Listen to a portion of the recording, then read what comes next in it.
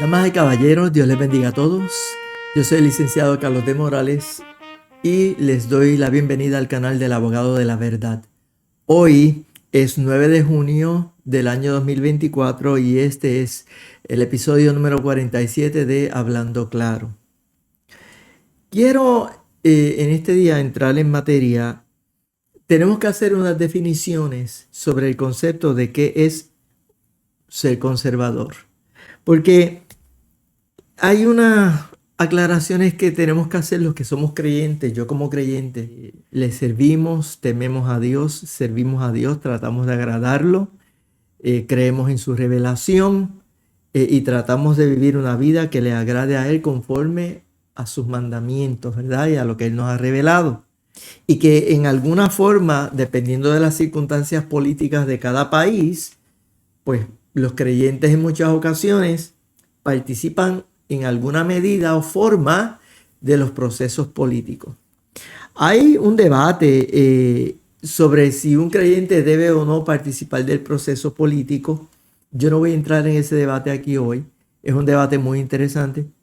Yo he planteado que como cuestión pragmática, los creyentes en Occidente, en Puerto Rico, en Estados Unidos, como norma general, participan del proceso político, votan, porque entienden que eso es una manera de ejercer una influencia positiva en nuestra sociedad, y eso es un argumento que ciertamente tiene mérito.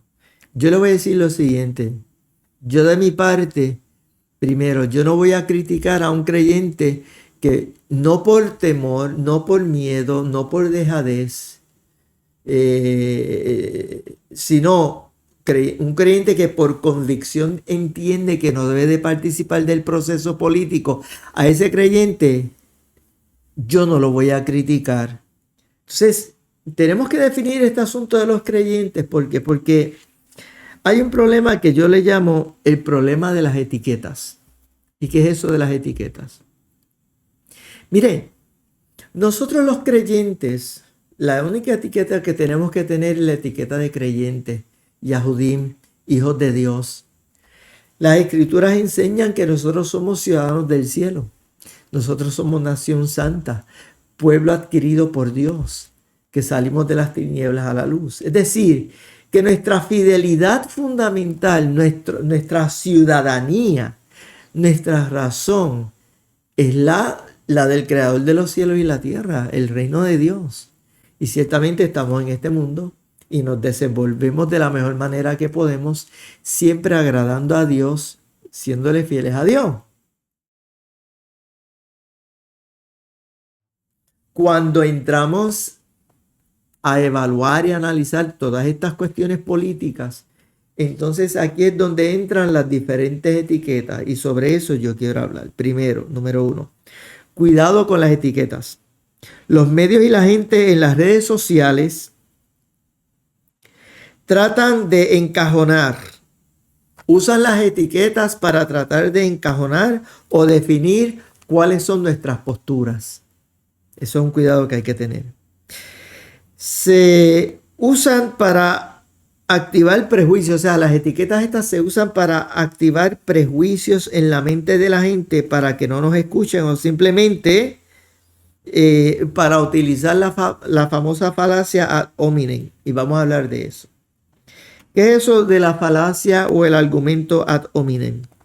Ocurre cuando atacan a la persona, usualmente en su carácter personal, en vez de atacar el argumento o la opinión de esta persona. Ejemplo, esta expresión: tú dices eso porque tú eres un fanático religioso, o porque tú eres un aleluya, porque tú eres pentecostal, o porque tú eres bautista, o porque tú eres catacumba, porque tú eres cristiano, porque el cristiano es una etiqueta. Este otro ejemplo: ¿qué sabes tú de nada? Si tú nunca fuiste a la universidad, ¿qué es eso? Eso es una etiqueta, ¿verdad? Esa persona que no va a la universidad es una forma indirecta de decirle: tú eres ignorante, o tú eres bruto, o tú eres whatever. Son etiquetas. Son expresiones o ataques dirigidos a la persona y no a lo que la persona dice. ¿Ok? ¿Qué es entonces una etiqueta? Vamos a definir. La mejor forma es pensar en un pote de habichuelas. Vamos a usar ese, ¿verdad? Como esa metáfora. Usted no ve las habichuelas, ¿verdad? Usted se deja llevar de qué? De la etiqueta. Entonces usted ve, bueno, ahí hay habichuelas rosadas. Muy bien. Entonces usted hace una presunción a base de la etiqueta de que hay allá adentro. Van viendo. Entonces eso pasa, eso es lo que está pasando en nuestra sociedad. Se han desarrollado un sinnúmero de etiquetas o etiquetados o envolturas, ¿verdad? Para de una manera artificial y a veces engañosa programar la mente de la gente para reaccionar emocionalmente a esa programación que se está desarrollando, ¿verdad? Con esas etiquetas. Noten que entonces el contenido, o sea, la verdad de lo que hay en ese pote dentro se torna irrelevante porque la etiqueta sustituye la realidad, la moldea, la define, la altera. Mire qué interesante. Así que, por ejemplo, no, pues, tú eres un religioso, entonces te ponen esa etiqueta, entonces ¿en qué piensan? Chacho, esos religiosos son fanáticos, esa gente son un montón de ignorantes, o todo lo quieren espiritualizar, esa expresión famosa. Porque tenemos que entrar en ese aspecto de la programación, hablar del concepto de la programación neurolingüística, que es en el fondo un gran tema que tenemos que discutir, ¿verdad? Aparte. Pero de ahí es que viene, de esa estrategia de la programación neurolingüística. Y también de la programación predictiva, que es otra de las formas en que socialmente los medios, etcétera, utilizan para controlar a la gente, para programar la mente y las reacciones de las personas. La etiqueta puede activar prejuicios que provocan que que nos tornemos ciegos y sordos. Es decir, nos dicen algo de esta persona, le ponen una etiqueta, entonces automáticamente se activa un prejuicio y no escuchamos nada de esa persona. Ese es pastor. Pues, ¿qué ocurre? Ahí se activan todos los prejuicios que tiene la sociedad en contra de los pastores, que son unos buscones, que les roban el dinero a las iglesias, que son unos fanáticos, que son brutos, que son ignorantes. Olvídese que lo que andan es buscando su propio beneficio. Y ahí va el prejuicio. Fíjese que una etiqueta activa en la mente una reacción emocional y una reacción, ¿verdad?, en contra de esa persona. Entonces ya tú no escuchas nada. No, de esa persona yo no escucho nada. También a veces ese prejuicio se activa no solamente contra las personas, también puede ser contra una fuente de información. ¿Ok? Por ejemplo, ese canal del abogado de la verdad, eso es un abogado allí que es conservador y que, olvídate, ese no lo escuché porque ese es un conservador. Porque ser conservador, cuando a uno le dicen conservador, eso es que es una etiqueta. Ejemplo, fulano es un evangélico come fuego, fulano es homofóbico, fulano es un ex convicto. Fíjense que son ¿qué? Etiquetas. Fulano es divorciado. Sí, porque en Puerto Rico vamos a hablar de Puerto Rico. En Puerto Rico hay una gran cantidad de prejuicios contra los ex convictos. ¿O sí? En Puerto Rico hay una gran, y en las iglesias, y dentro de las iglesias y en los sistemas religiosos, existe un montón de prejuicios, ¿verdad? Y de cosas con los divorciados. Fulano es abogado, lo que les decía ahorita, conservadores, liberales, independentistas, fulano es pastor. Por lo anterior, noten cuán difícil es a veces captar la atención de grandes grupos e incluso poder llevar un mensaje a la gente que pueda ser entendido. Entonces, ¿qué significa ser conservador? Le voy a leer la definición de la Real Academia Española, de la RAE. Dice, y cito, favorable a mantener los valores y principios frente a las innovaciones. Nosotros los creyentes usamos ese término adoptando valores éticos y morales derivados de las escrituras. Es decir, cuando esa definición dice favorable a mantener los valores y principios frente a innovaciones, pues nosotros los creyentes, ¿verdad? Adaptando esta definición a este concepto, ¿no? En la perspectiva nuestra como creyentes. Nosotros los creyentes tenemos unos valores que se derivan de nuestra comprensión, ¿verdad? Y lo que hemos aprendido de la revelación de Dios a través de las escrituras. Y a base de esa revelación de Dios, creador de los cielos y la tierra, utilizamos eso como referencia porque Dios se ha revelado y Dios es un Dios que tiene una ética. Dios es un Dios que tiene una moral. Que hay ciertas verdades que no van a ser relativas a nada ni a nadie. La moral pública es relativa. Entonces, ¿cuál es el punto? Que esas son leyes humanas que cambian. Las leyes humanas pueden cambiar y los valores de la sociedad también cambian.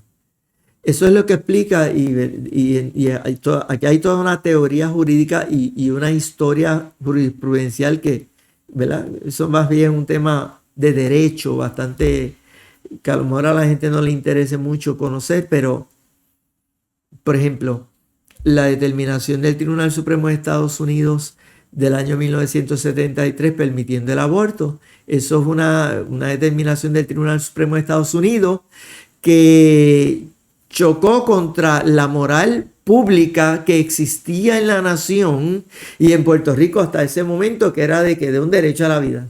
Entonces, fíjense que la palabra innovación es muy, muy interesante en esta definición, porque fíjense que la palabra innovación viene ¿verdad? Del verbo innovar. Innovar viene también de otro verbo que es novar, que es novación, que se refiere a algo nuevo.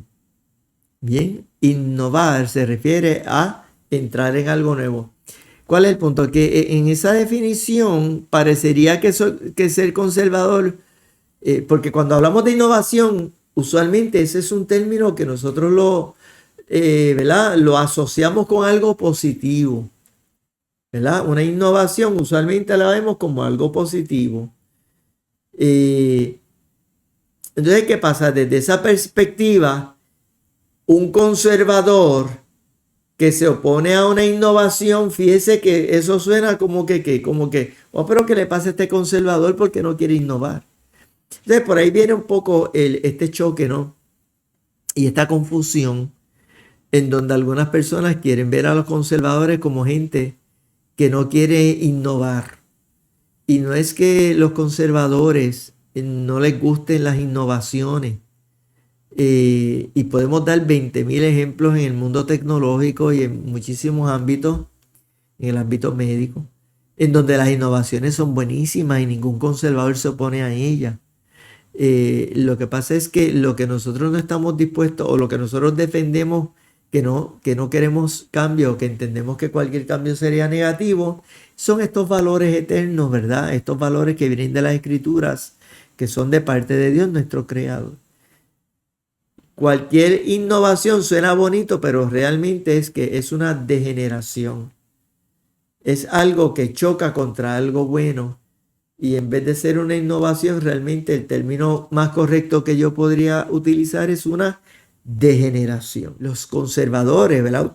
Utilizando los creyentes, pero utilizando el término de conservador, lo que pretendemos conservar es que el orden de la creación, el orden natural que estableció el Creador. Y nosotros los creyentes tenemos todo el derecho en esta sociedad en la cual vivimos y bajo la Constitución que nos cobija a todos los ciudadanos de Puerto Rico.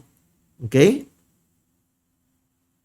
Nosotros tenemos derecho a defender esos valores porque nosotros somos parte de la sociedad, les guste o no.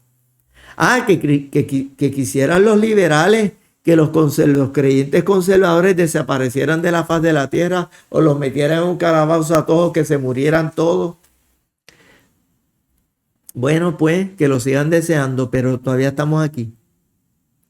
Es decir, que tenemos todo el derecho de defender esa ética, tenemos todo el derecho de defender esa moral, y eso no tiene que ver un comino con ninguna iglesia ni con ninguna figura estereotipada que han formado este argumento de separación de iglesia y de Estado, como si nosotros no tuviésemos derecho a defender una línea ética y moral y de valores en la sociedad en la cual vivimos. Pero es que tenemos derecho. Y al que no le guste, que le eche ketchup, pero tenemos derecho. Y tenemos todo el derecho de ir a las calles, tenemos todo el derecho de exigirle al gobierno, tenemos todo el derecho de argumentar en radio, en televisión, en prensa, en Facebook, en todos los medios, de llevar un mensaje, de decir, mira, esta es la ética que nosotros entendemos que es la mejor para la sociedad en la cual yo vivo o convivo. Y el hecho de que a aquel no le guste mi idea, pues, como dice en inglés, I'm sorry. No te gusta mi idea, pero a mí no me gusta la tuya. Claro, ¿verdad? No estamos en el siglo XIX, que entonces vamos a resolver vamos a resolver ese impasse, vamos a resolver ese impasse con las armas, no vamos a hacer eso. Sigue tú defendiendo lo tuyo y yo voy a defender lo mío. Y eso no tiene un comino que ver con separación de iglesia y Estado. Eso tiene que ver con que tenemos unos valores y tenemos derecho a defenderlos. Es que si yo creo en la vida, pues yo la voy a defender. ¿Por qué? Porque yo tengo derecho a participar de lo que en inglés se conoce como el mainstream. Yo comencé a comprender mejor ese concepto, aún lo recuerdo, cuando estudiaba Derecho Constitucional con el profesor Ortiz Álvarez. Y él hablaba de ese mainstream. Y él decía, todos participamos del mainstream. Y el mainstream se alimenta de las opiniones, de las ideas, de los valores, de las costumbres, ¿verdad? De los movimientos socioculturales. Se va alimentando el mainstream. Y ese mainstream va definiendo cuál es la moral social. Entonces, ¿qué es lo que quieren hacer estos enemigos de los conservadores y de los creyentes y de las personas que defendemos los valores de Dios, de las escrituras, del creador de los cielos y la tierra? Nos quieren sacar del mainstream, nos quieren callar la boca. De eso es que se trata. Esa es la pugna, mi gente. Esto es una pugna social difícil porque quieren usar argumentos de separación de iglesia y Estado para que nos callemos la boca. Quieren desarrollar leyes que ya existen en otras partes del mundo, en Canadá, en Europa, en muchos lugares, en donde, la defensa de unos valores éticos y morales se quiere callar y se quiere penalizar. Y cuando digo que se quiere penalizar es que se quieren desarrollar y se están desarrollando leyes en donde convierten en delito yo decir que a los niños no se le debe de estar enseñando transgenerismo ni homosexualismo ni ciertos temas sexuales en las escuelas. Y se quieren desarrollar leyes para que los creyentes no puedan predicar en las calles o en las congregaciones o en YouTube y Facebook y otras redes sociales, Instagram y X, que antes era Twitter. Que los creyentes no puedan decir, mira, esa conducta homosexual hace daño, mira las estadísticas, mira la gente. Y así por el estilo. O sea, hay todo un movimiento y esa es la pugna. ¿Ves? ¿Qué pasa? Los creyentes, ¿verdad?, que somos conservadores desde la perspectiva de esa definición, tenemos todo el derecho de participar del mainstream. Tenemos derecho a participar de la vida social. Tenemos derecho a opinar. Tenemos derecho a participar del proceso político y adelantar las ideologías o las ideas o las creencias o los valores que nosotros querramos defender y adelantar en el proceso político, pero ¿cómo no? Así que, ojo al pillo, no permitamos que nos vengan con etiquetitas mugrientas para tratarnos de acallar nuestro argumento y para tratar de coartar nuestro derecho a participar del mainstream, ¿verdad? A participar en el orden social, en la discusión social, en el movimiento cultural. Tenemos todo el derecho de opinar, de decir, de predicar, de publicar, de escribir libros, de hacer videos. Ejemplos del siglo XXI en los que el orden social ha actuado de forma contraria al orden natural que surge de la revelación de Dios. Fíjese ámbitos en donde hay este choque. Primero, con el tema del aborto, que ya se los mencioné. Número 2, el matrimonio entre personas del mismo sexo, que ya se los mencioné. Número 3, el transgenerismo o transexualismo. Eso es un tema que está en boga. Y para los que no tengan claro esto, déjenme decírselo rapidito. Transgenerismo es, por ejemplo, una mujer transgénero es un hombre biológico que dice ser mujer o que, ¿verdad?, ha hecho una transición hacia ser mujer. Entonces, del mismo modo, ¿qué es un hombre trans o un hombre transgénero? Un hombre transgénero es una mujer biológica que se hace pasar por un hombre. Pues eso se llama un hombre transgénero, para que entiendan. ¿Qué es entonces, por ejemplo, una mujer transexual? El transexual es cuando la persona ha pasado por unos procesos físicos de cambio, de mutilación, como decimos, ¿no? Se han mutilado el cuerpo para, ¿verdad?, para hacer una transexualización, que de hecho eso es un eufemismo, eso es una mentira. Eso es una de esas palabras de programación neurolingüística, que hay una gran falsedad, porque un hombre nunca deja de ser hombre porque se mutile.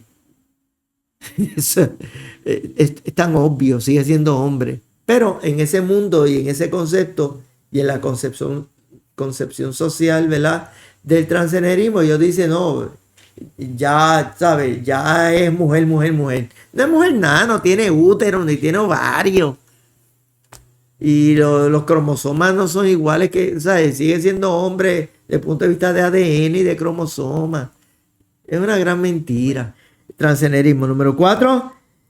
En el aspecto de la privatización de los recursos naturales. Y usted dirá, ¿qué rayo es eso? Sí, hay un gran choque. Hay un gran choque. ¿Por qué? Porque los creyentes entendemos que los gobiernos se han apoderado de los recursos naturales y los han privatizado, cuando se supone que la tierra es para todos.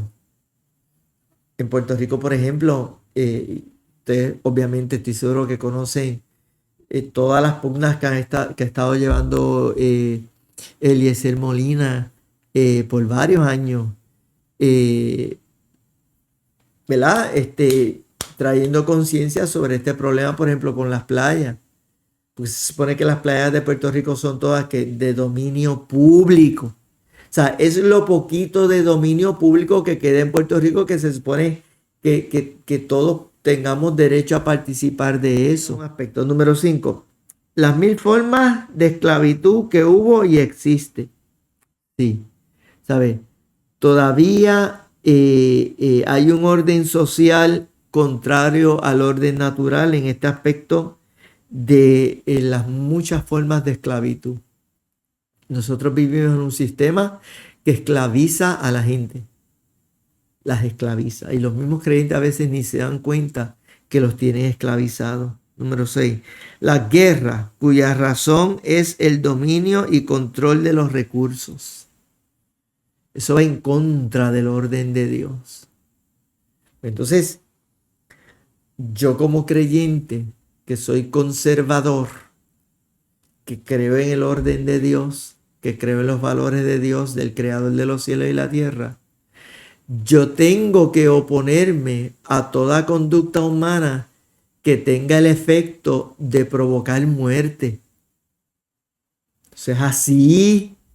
Porque en el siglo XXI, todas estas guerras del siglo XXI, eso no es de Dios.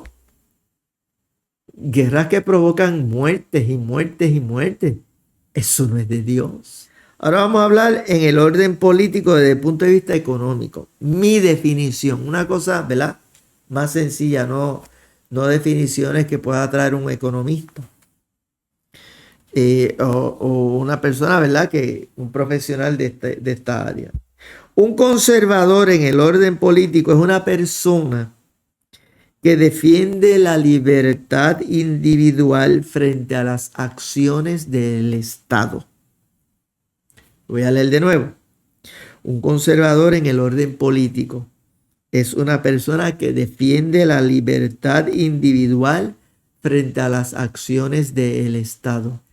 Bajo esta definición sencilla, por ejemplo, un conservador en teoría aboga por un gobierno o Estado que sea pequeño, que intervenga lo menos posible en la vida de la gente, que proteja los derechos de los ciudadanos, los derechos individuales, que reduzca sus gastos de gobierno, de manera que así pueda reducir las contribuciones que impone a la gente de ese gobierno, que se imponen sobre el pueblo, que limite, mire otra cosa, que limite o reduzca la reglamentación para establecer negocios privados, que se nombren jueces y fiscales que sean buenos, que sean decentes, que sean justos, que sean equitativos.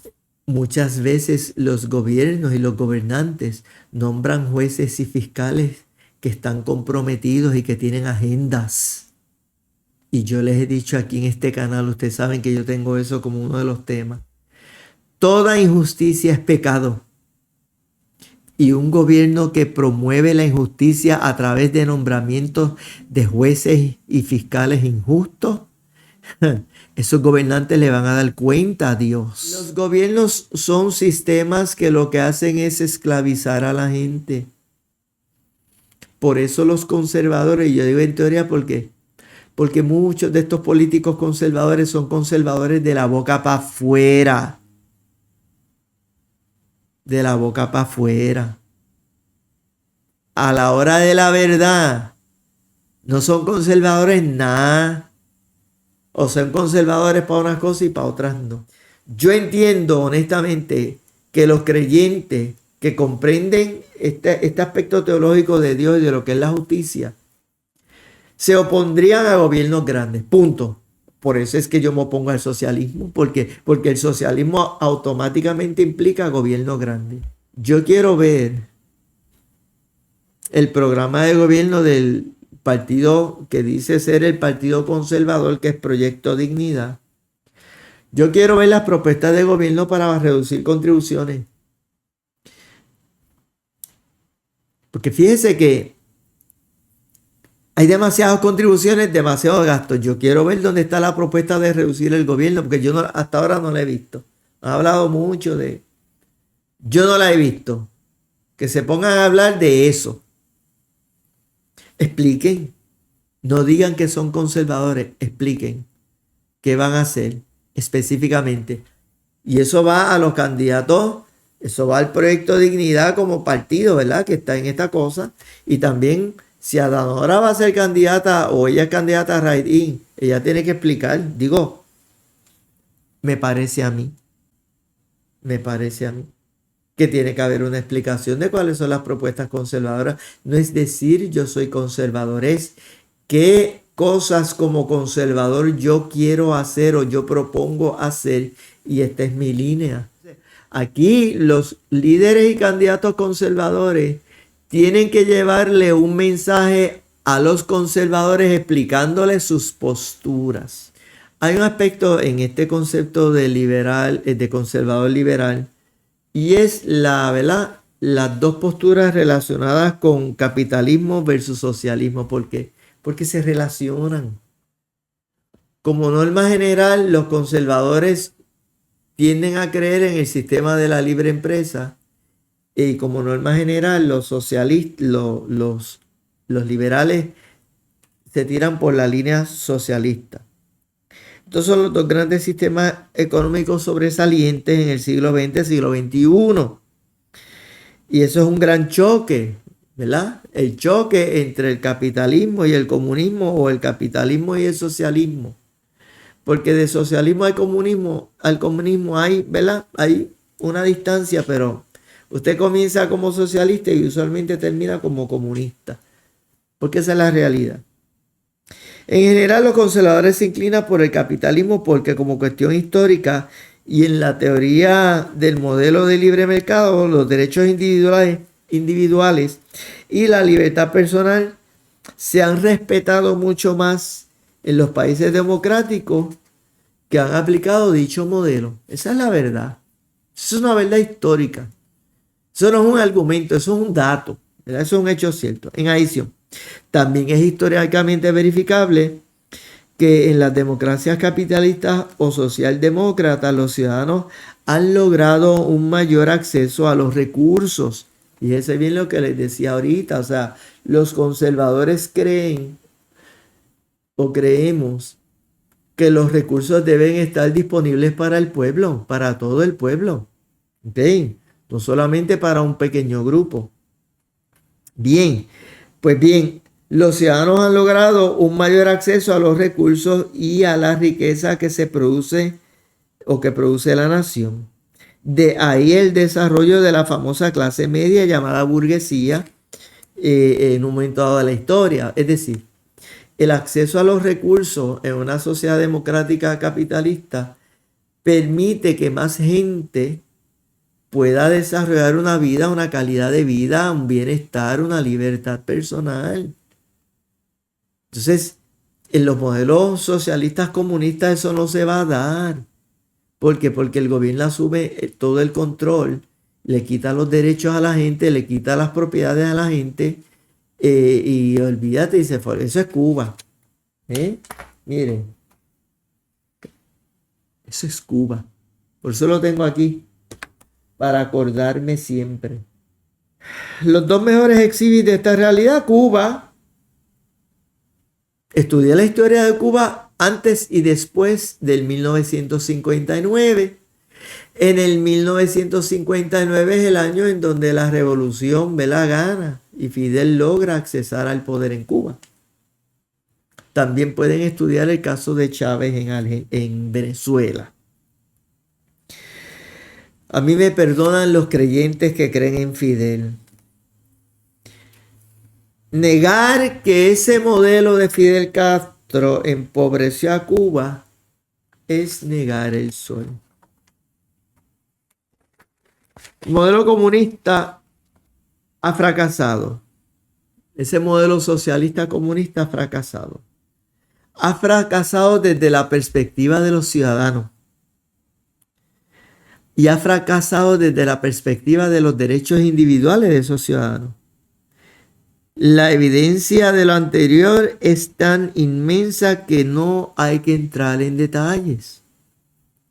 Recuerden que en ese modelo el Estado asume el control total de los bienes, de los recursos de las empresas, como ya le dije, de la moneda, de las comunicaciones.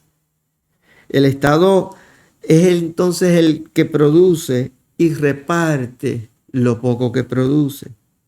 Ese sistema es un éxito para ¿quiénes? Para las élites. Oh, sí. A las élites les encanta el comunismo y el socialismo. Sí, les gusta mucho. ¿Por qué? Porque esa gente en estos modelos, ellos están bien. Las libertades individuales y el libre albedrío no existen en ese izquierdismo. Por eso es que yo soy conservador o me identifico más con esa línea política. Usted se preguntará cómo van a votar los conservadores. Usted se preguntará cómo debo yo identificarme públicamente, cómo quiero yo que se me llame públicamente. que este video sirva para que usted haga una reflexión y pueda dar respuesta a esas preguntas. Cualquier pregunta o comentario, por favor, compártanlo. Y conoceréis la verdad, y la verdad os hará libres.